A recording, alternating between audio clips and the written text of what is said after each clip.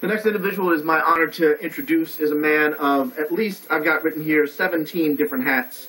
Benny Napoleon from Wayne County, Michigan, is not only law enforcement, but also a lifetime NAACP member. Also has his own private practice. Also a part-time professor.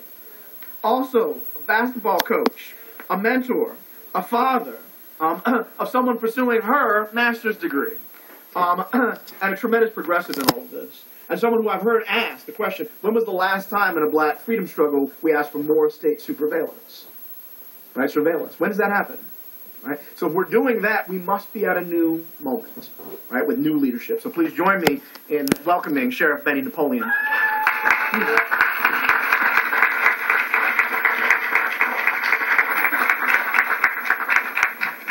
So good afternoon. Good afternoon. Thank you, Dr. Field, the real Dr. Field. I've been told that the Attorney General's arrival is imminent and that I could speak as long as I want to, as long as I'm done in 5 minutes. So I will be briefer than maybe I had anticipated. I'd like to thank Congressman Conyers and the Congressional Black Caucus for putting together this very important discussion. I was interested as I heard Phil talk about my career. I think after hearing everybody, I've been doing this 41 years now. And it's hard to look back and see that 41 years later, we're still having the same discussions.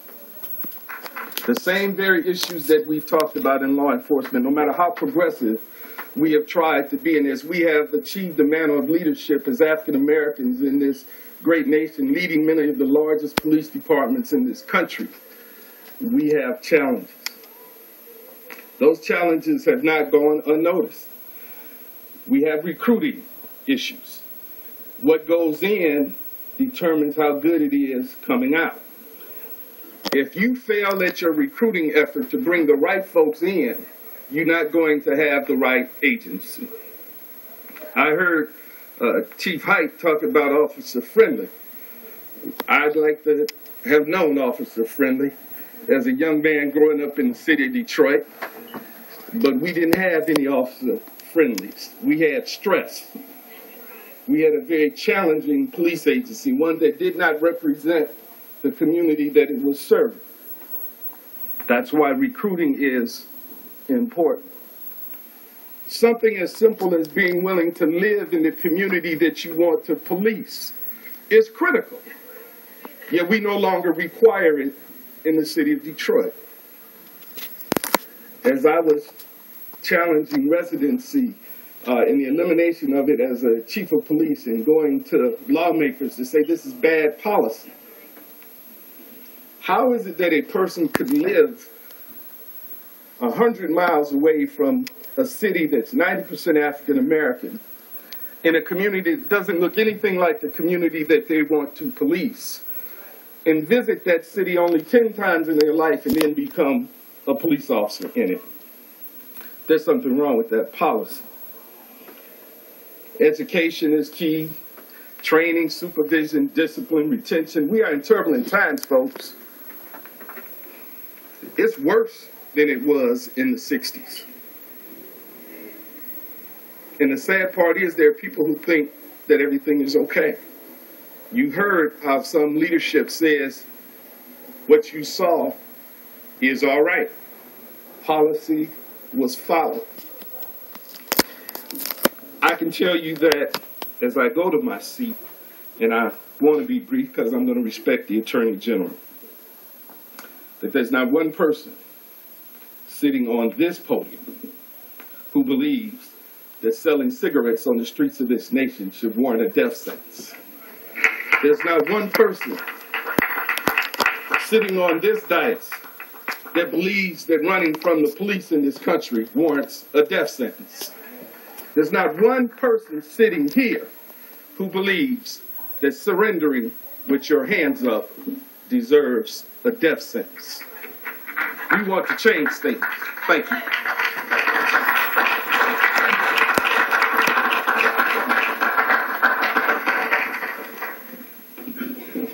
was given the high sign that the Attorney General's approach was imminent, and I passed that high sign along. You will forgive us if we are eager for her arrival, and perhaps eager by a couple of extra minutes. So with that, thank you very much. It is my pleasure, while I watch the door to make sure I get to take this pleasure right now. Those of us who grew up in communities where there were church elders, mosque elders, there were community elders who had not just wisdom for us, but genius that went untapped. Because of the ways in which the eyes of this country avoided the reality and the humanity of our communities. Y'all know the person I'm talking about, right? Aunt Florence, Uncle Willie, right? Ain't related to nobody in the community, but they Aunt Florence or Uncle Willie. Okay. That genius in the last generation or so has started to be able to come through. Okay? And I want to introduce one of those geniuses to you in Ron Scott. Ron Scott has more than 40 years of experience in activism, radio, television, and has recently won the Unsung Heroes Award from the CBC. Okay? Not just for co-founding the local chapter of the Black Panther Party, not just for sitting on the board of the Boggs Institute, right, but for having genius that can translate the experiences of communities and make it legible for people who are aliens to it, who are strangers to it. Okay, talk about many hats. He has just issued a blogging pamphlet that y'all can get online on what to do about police abuse of force. Right, and I highly recommend that you go ahead and talk to him about that. He'll give you the URL when we get to it. I have a list here. Everybody's bio is incredibly impressive. This list is 5-point font and double-sided. So I'm not going to go through all of the awards won. But I do want you to understand we have really an icon whose time is, as we continue to re-explore and re-understand our own history, we will continue to grow in our appreciation for this man. Please join me in welcoming Ron Scott to the dais.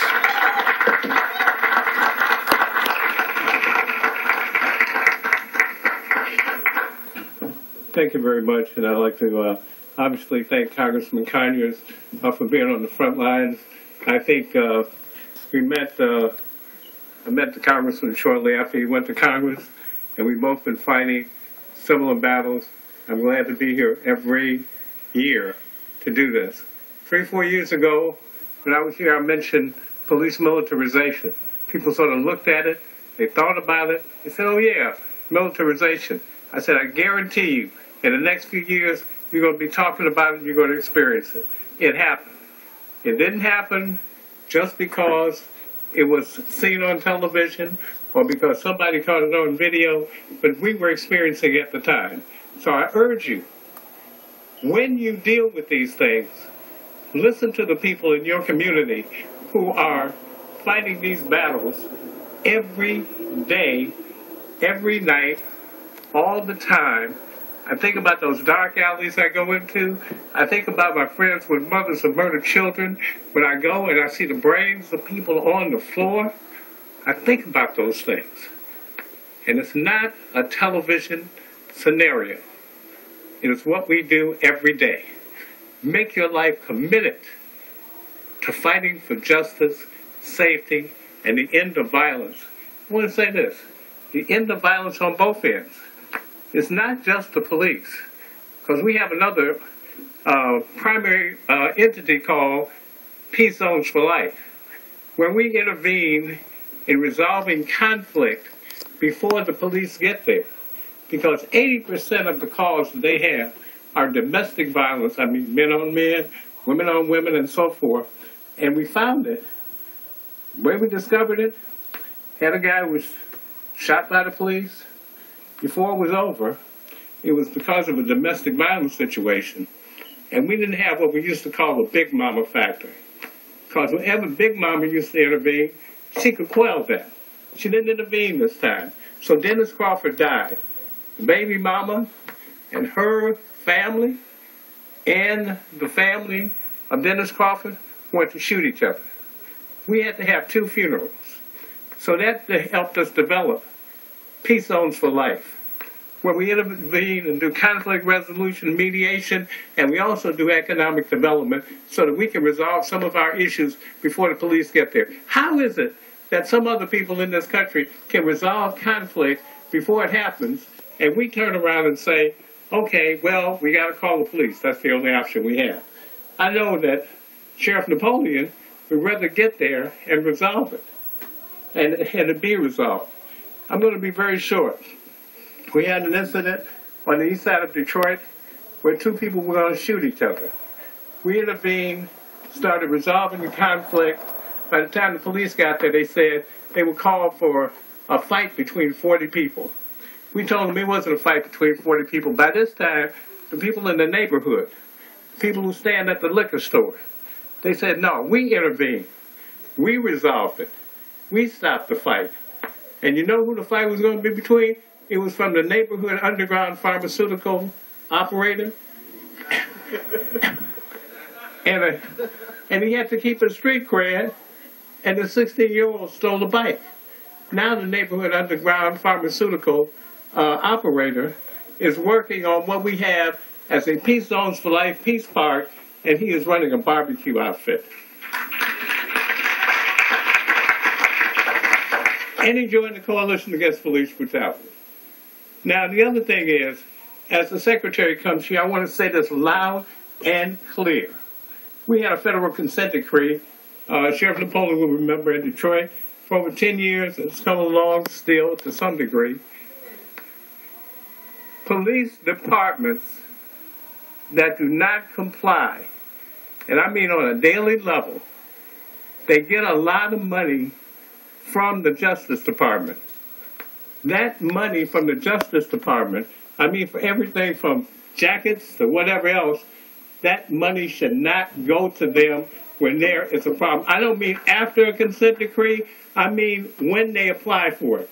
When they apply for the multi-jurisdictional task forces. We just had a guy killed in Detroit by ICE. Multi-jurisdictional task forces. And they spent 113 days before the information was released. No transparency. ICE, many of the other agencies involved in that, said this young man had a weapon. I don't know whether he did or not. The prosecutor didn't go forward with it.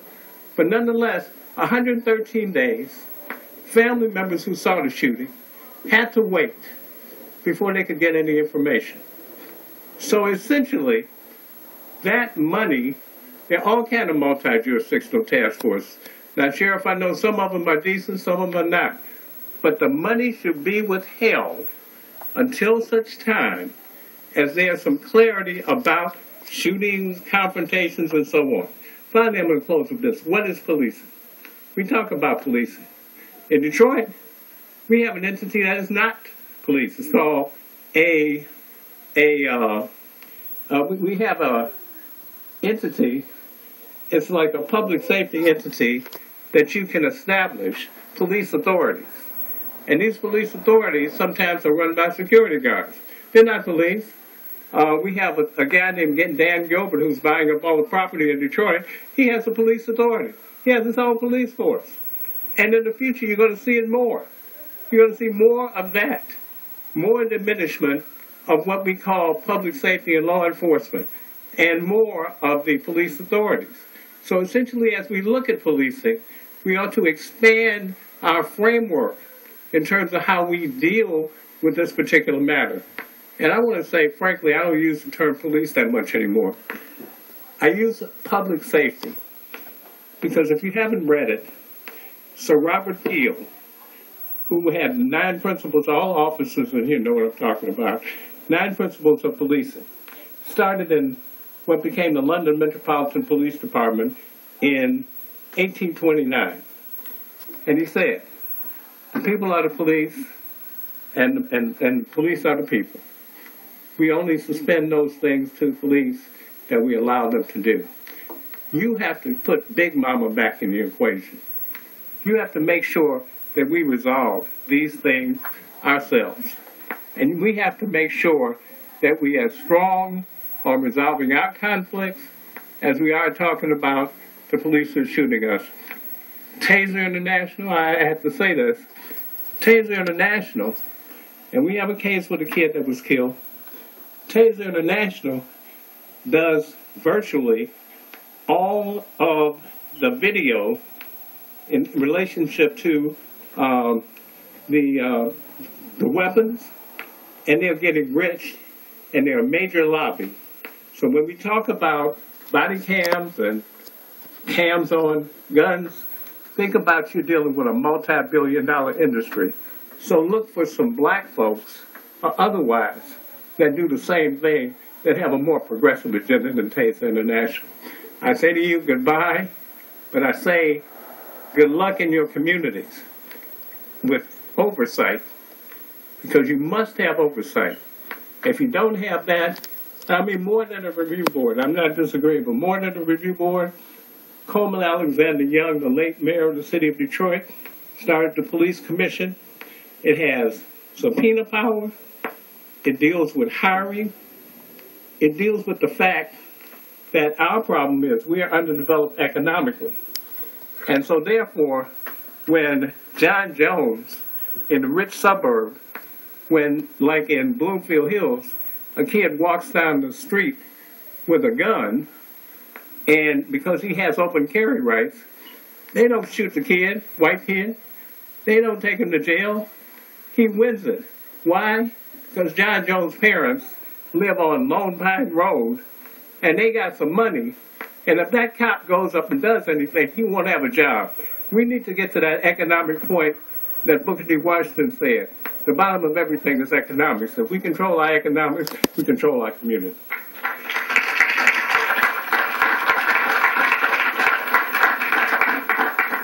All right. So we have some questions. The title of the book is How to End Police Brutality. I know there are a lot of scenarios, but I'll give you the information.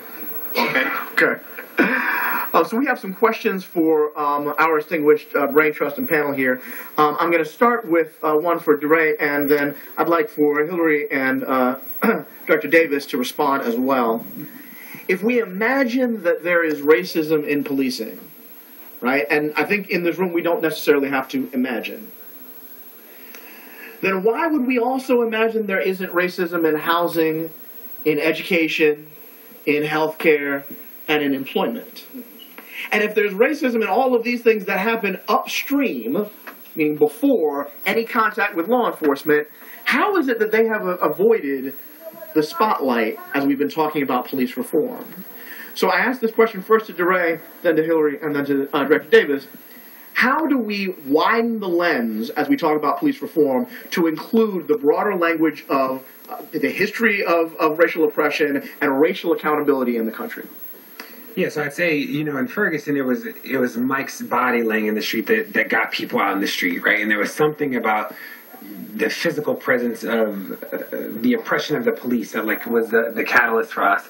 I do think that the issue of police violence is often a proxy for the other ways that the state is violent with people, and it's just such a visceral reminder, right? Like, you see the police, and they are in communities in ways that education is like amorphous to people, right? Housing is amorphous, but you can, Lord knows the police are touching and feeling people, which is sort of the crisis. So I think that this is an entry point to a larger conversation about what state violence is. I don't think people are ignoring it at all, but I do think that this is like a place to start. I'm mindful of the fact that it was the terror of the police that got people into streets, right? And I think that we use this moment to as an entrance to talk about broader understandings of violence. Like you said before, right?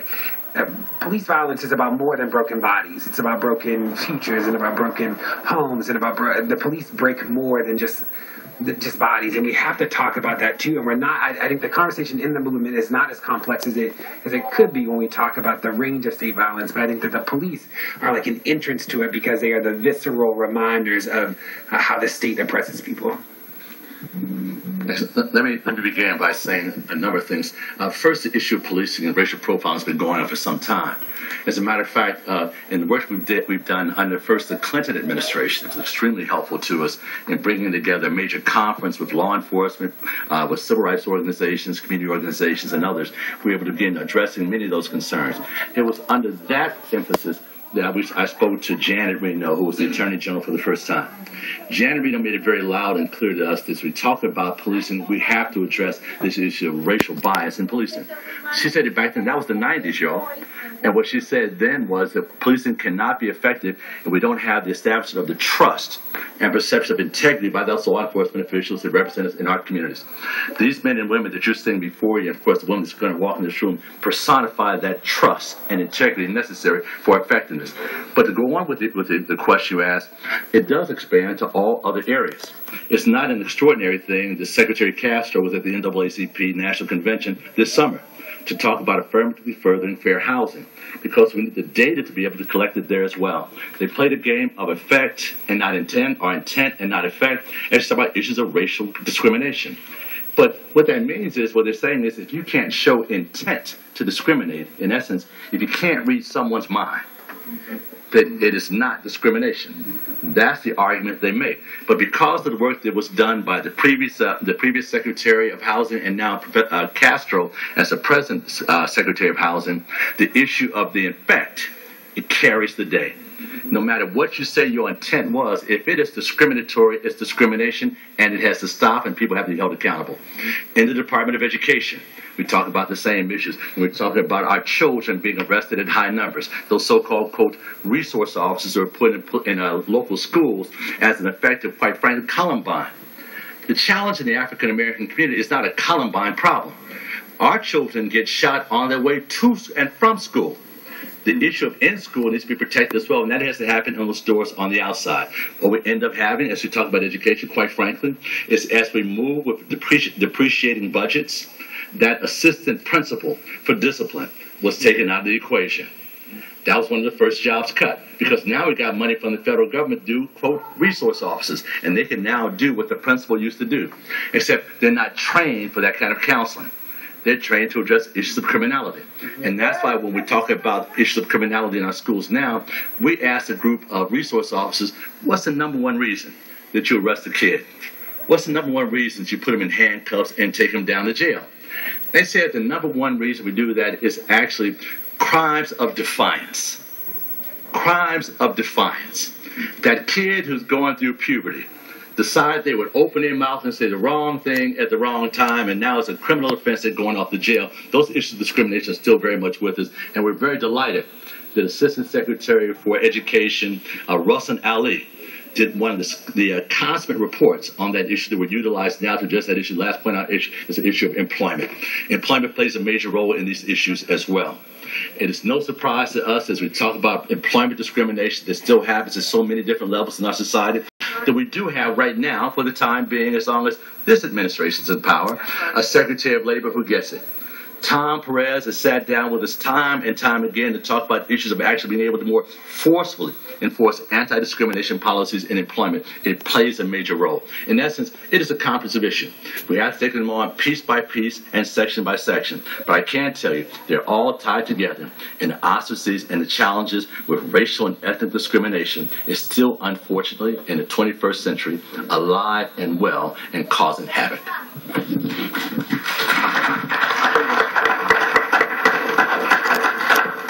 So, Phil, I agree with DeRay. I don't think it's forgotten. And I think when we look at fighting crime and crime reduction, what you're talking about, the root causes, and I think that's where the split comes. If we keep just trying to wrest our way out of crime, that means we're responding to the symptoms of crime versus the root causes of the crime. We look at the root causes of crime, then we know education does matter.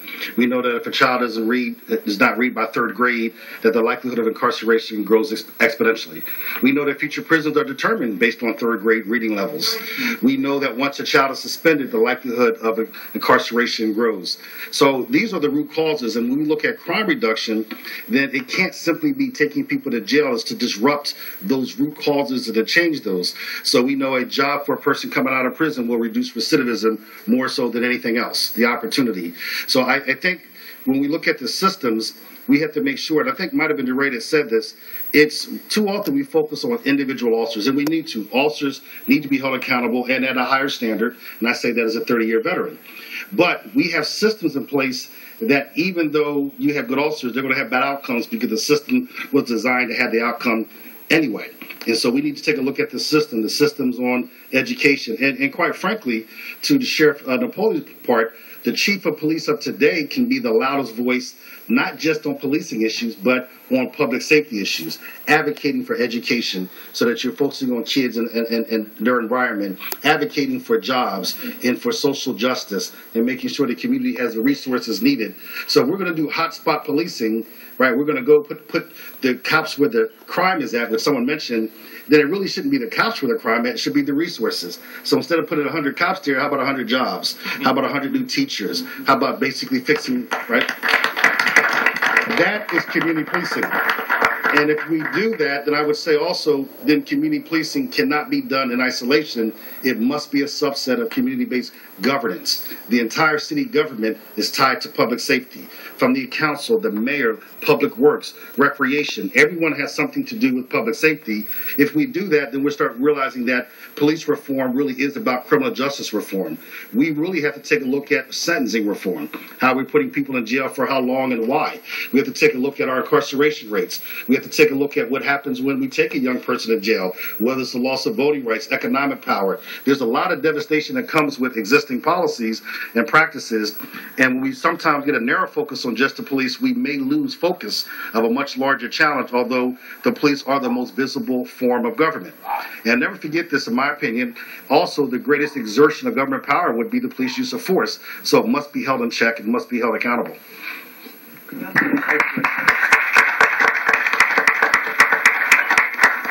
Next question is for Sheriff Napoleon and Chief Hite. You've both been innovators and leaders in getting your police department to shift its culture to a culture that recognizes the importance of the human dignity of the communities they police. Can you please talk a little bit about concrete things that police departments can do and community activists can ask for, can demand, that will incentivize the right kind of behavior and the right kind of mindset for our officers in our most vulnerable communities? One of the first things that, as I talked about early on, is we have to focus on who we bring into law enforcement. That has to be the absolute fundamental first focus. We have to have solid recruiting efforts, recruiting people into agencies that have the right temperament and tone and understand the kind of commitment they need to the community. We have to do that. If you bring bad people into the agency, you're going to have bad people in the agency. So recruiting is where I believe we really need to certainly focus. We also have to focus on the training and the mindset of the people who train. Because the people who are trained, if you're rewarding and you're advocating a certain type of conduct and supporting a certain type of conduct, and I can tell you, any of us who have led a police agency, especially in Detroit when I was the police chief, I had 5,200 people. Now as the sheriff in Wayne County, I have over 1,000. That is a difficult thing. As dollars become scarce, they cut back on the most fundamental things that we're trying to do. Don't give you the type of time you need to make sure you're recruiting the right people. Don't give you the type of time that you need to make sure that you're training the right people. Not giving you proper supervision. And even, unfortunately, I've had people in my who control my budget say things like, well, community outreach isn't important. Now, and I'm not talking about 10 years ago. I'm talking about in light of what's going on in the country today. I've said before commissioners who say, well, outreach, we just don't have the money for that.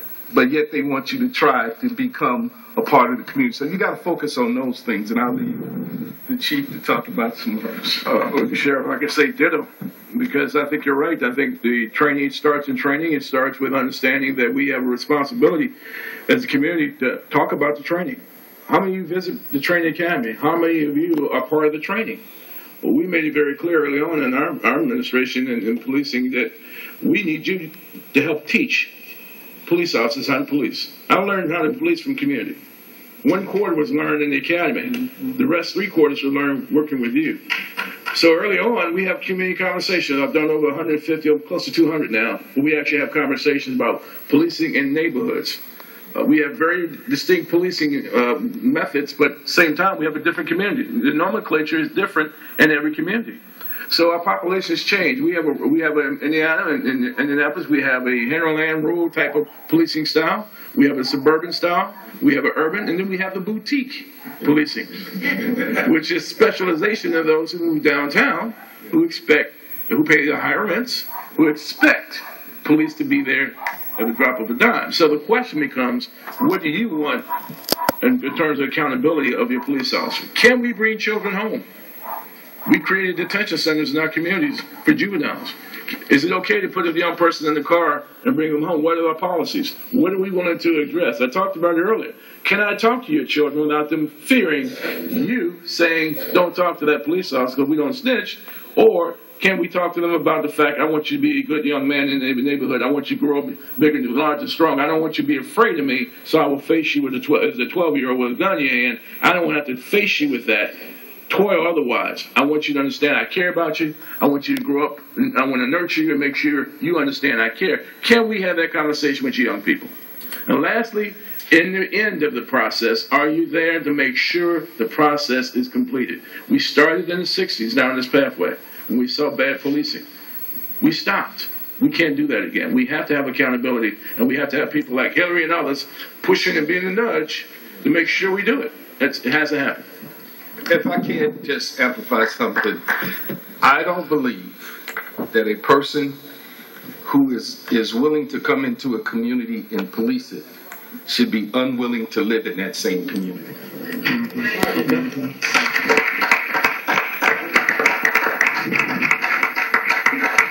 We want people for spirit. Another part of this service, not adventure, because too many shows, cop shows, show this spirit of adventure.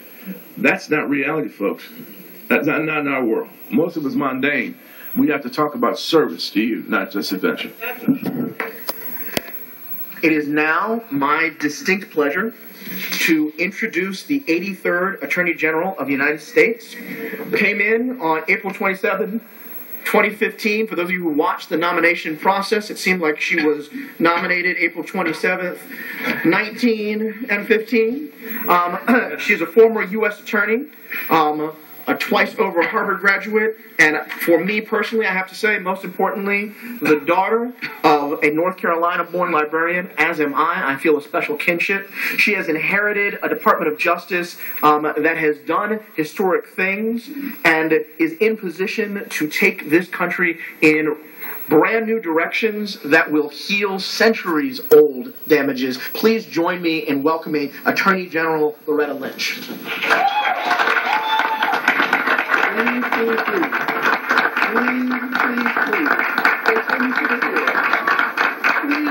Please. Any second now.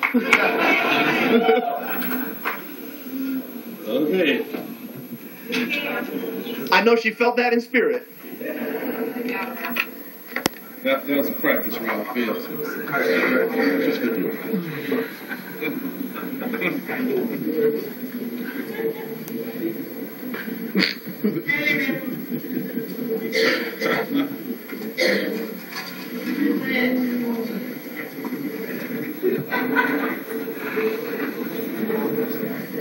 I'm sorry.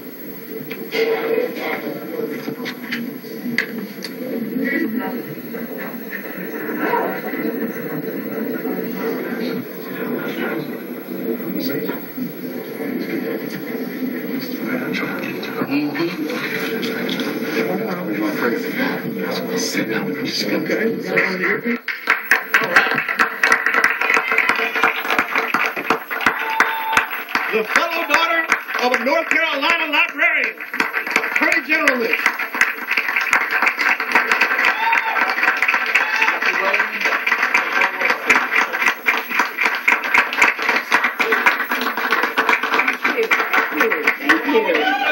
Thank you.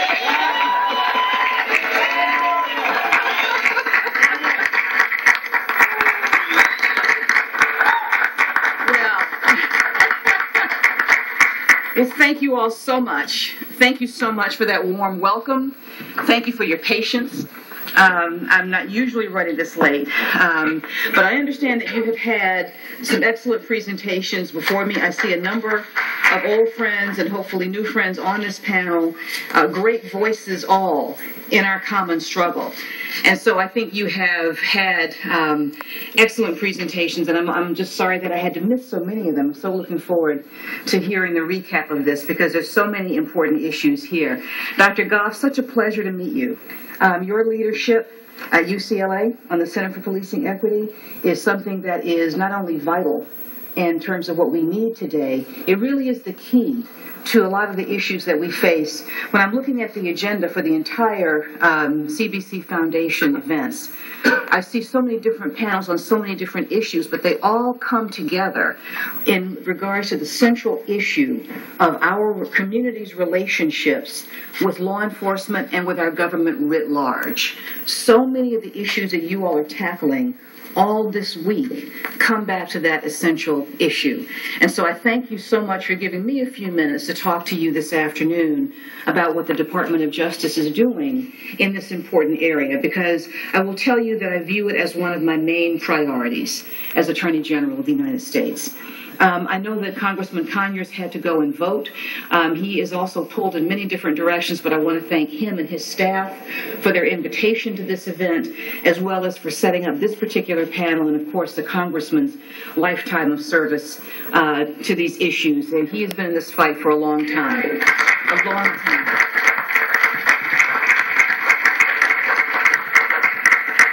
As have many of you. Not just here on the panel, on the podium next to me, but out here in the audience. I see a lot of fighters. I see a lot of people who have walked a lot of lines and walked across a lot of bridges. And so I thank you for that as well.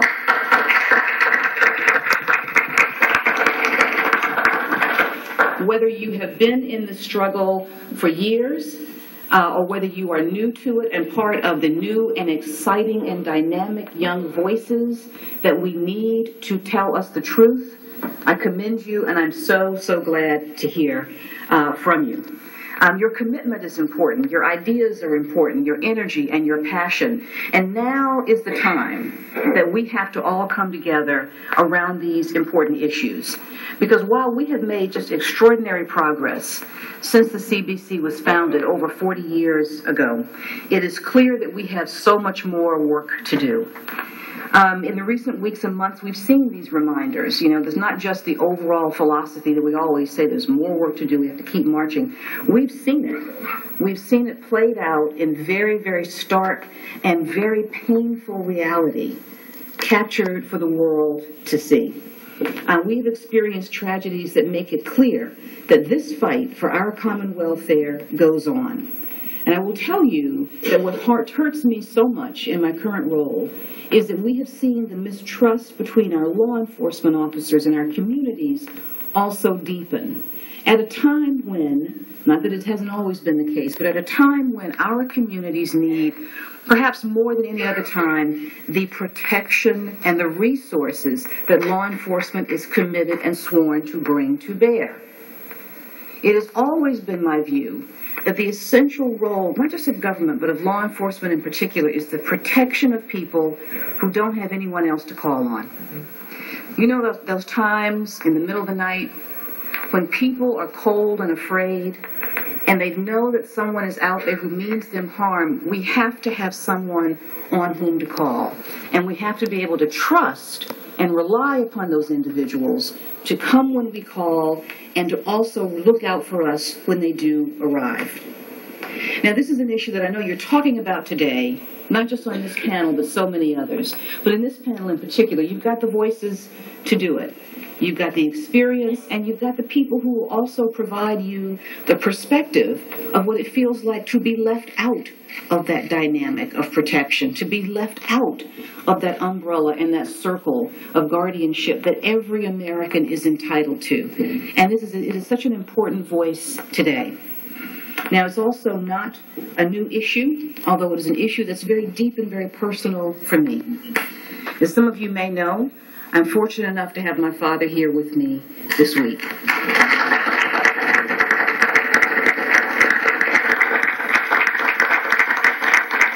But this issue is generations old, and when I was a young girl, I remember, one of the things I remember my father telling me about, you know, you all talk about your grandparents and your aunts and your uncle and the family lore. That's what makes you who you are. That's how you know, what the Lynches are like, and, what the Harrises are like, and they're both stubborn, just so you know. But I remember my father telling me about his father, about my grandfather, a minister, third-grade education, no money, 8 children, dirt poor, living in rural North Carolina in the 1930s when my father was born. And even with all of those things stacked against him, built his own church beside his house. Called it Lynch's Chapel. That's what you can do when you can build a church yourself. And one of the things that my father remembers is that there were times when he was a young boy in the 30s when people in the community, black people in the community, were in trouble. As my grandfather used to say, caught up in the clutches of the law and didn't have anywhere to go. And they would come to my grandfather, and he would actually help hide them until they could leave the community. And sometimes the sheriff would come by the house and ask my grandfather, Gus, have you seen so-and-so? My grandfather would say, well, not lately. So-and-so's hiding in the closet or hiding under the floorboards. Because in those days, 1930s North Carolina, there was no justice in the dark of night on a rural road. No Miranda warnings, no procedural protections, none of the things that we take for granted today. And so, despite what had happened with these individuals, my grandfather knew that sometimes in order to preserve the fight for justice into the future, you had to take action in the moment. You had to take action in the moment.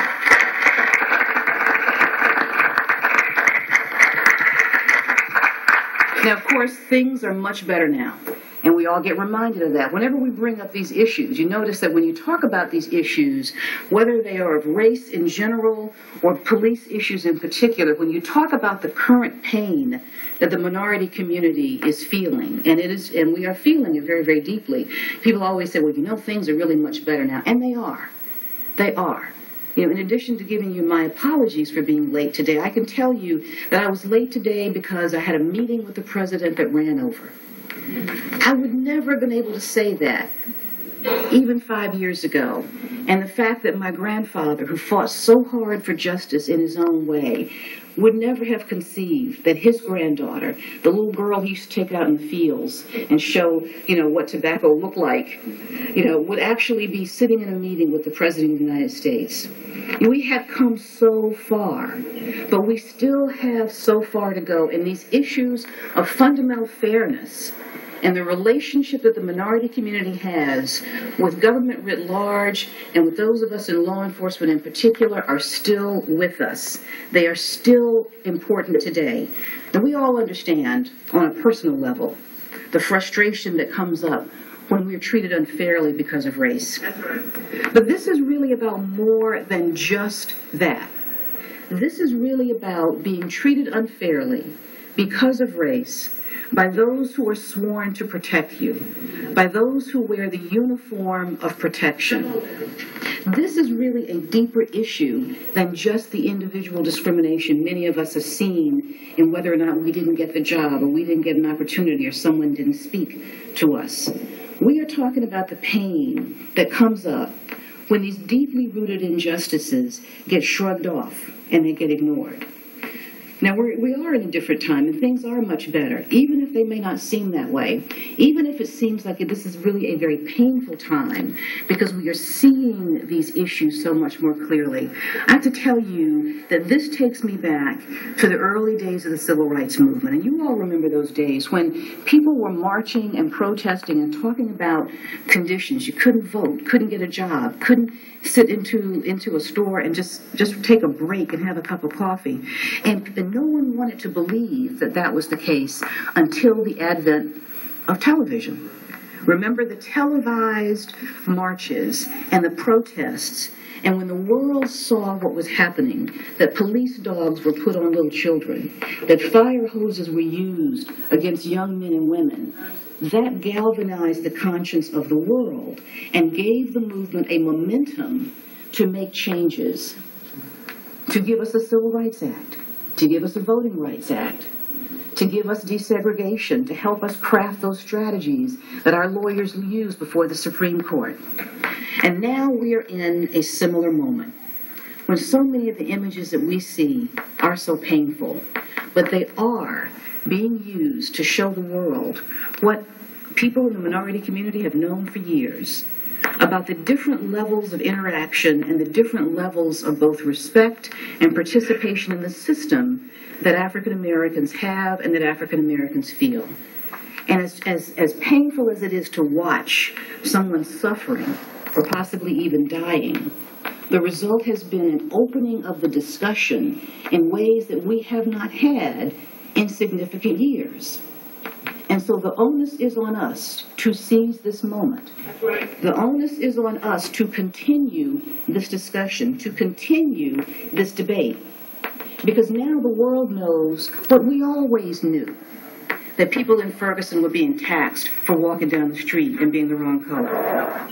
The world knows what we always knew, that young men of color's interactions with the police are fundamentally different than other children's, and that as parents and as siblings and as family members, that we have a responsibility to point this out and talk about it as well as educate our children. But we also have to acknowledge more than just the actions, because there's something that goes on as well. There's something that's deeper when we have these situations. We have to acknowledge the anger and the despair, the feelings that develop. You know, people always they always talk about wanting us to handle things in a certain way, and that's true. And you know, this country was built on peaceful protest. It is a fundamental right of ours, and it has achieved a great deal of change. But we also have to acknowledge the anger and the despair that develops when these concerns that we now see on tape are still pushed aside by so many people as if they don't exist. You have to acknowledge the kind of pain that develops. You have to acknowledge that feeling. And you know what people say, well, I don't think it was that bad.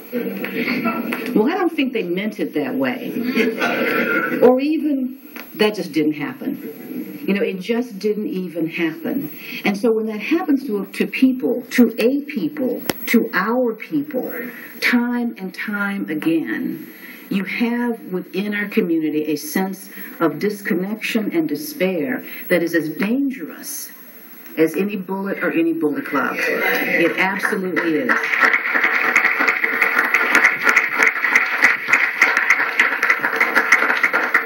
But of course, I'm not the first to note that, and honestly, I would refer you back to that work of art by Ralph Ellison, Invisible Man. Invisible Man. And you will see all of that there, and you'll see the consequences of it as well. And of course, the reason why we have to face this and deal with these issues is, of course, because, as always, as with the movement 50 years ago and the issues now, it's our children who are bearing the brunt of these issues. It's our children who are growing up without that sense of connection, without the sense of protection and security that they are entitled to have, and that we want them to have. Now, one of the things I'm doing is I'm doing a 6-city community policing tour. I'm going to different jurisdictions that have had very, very troubled and very challenging relationships between the police and the community between 5 and 10 years ago, either a lawsuit, a shooting incident, a consent decree where the Department of Justice has had to come in and exert a considerable amount of either actual persuasion or actual litigation in order to manage unconstitutional policing practices. But there are jurisdictions that have turned that corner. But I'm talking to different people about how and why that is the case. And of course, things are still not perfect. There still are people who feel on the fringes of what we are trying to achieve for them. And those are the voices that I want to hear the most, because those are the voices that I have to address. And when I was in Pittsburgh, I was talking with a group of young people, high school students, because they will tell you what is happening in their daily lives, and they'll tell you what they see, and they'll tell you, more importantly, how it makes them feel. I was talking with a young man who told me that he was afraid to walk in his particular Pittsburgh neighborhood. He described it as a fairly rough neighborhood. And so he felt threatened by forces around him who, had other agendas, who were trying to draw him into gang life or draw him into violence, or possibly even put him in the way of being accidentally caught in crossfire. But what he told me that was the most painful thing was that it wasn't just the other residents who frightened him, who clearly were not on the path that he was on. He was excelling in school and moving ahead with a bright future. He was also afraid to call the police when he felt that way, because he didn't know if they could tell the difference between him and the people who were trying to do him harm. And what I say is, what we have to acknowledge is that no one should feel that way. Not in America, not today, not our children. And for those of us who've spent a career in law enforcement, and the people that I know on this panel and also in this room, anyone in law enforcement who hears that should say, I do not want that feeling in a child of mine, because they're all our children. They all have to be. And this has to be the starting point for our work. Do our children feel safe? And if they do not, what are we doing to change that dynamic for them? What are we doing not only to make them safe, but to make them feel that there are people and forces that look out for them, that are supporting them, and that are coming into the community to protect them? Now, not only does the Department of Justice recognize this issue, we are determined to do our part to prevent the unequal application of the law and to try and end violence and conflict and to heal these divisions in our neighborhoods that have resulted in stolen lives and broken communities.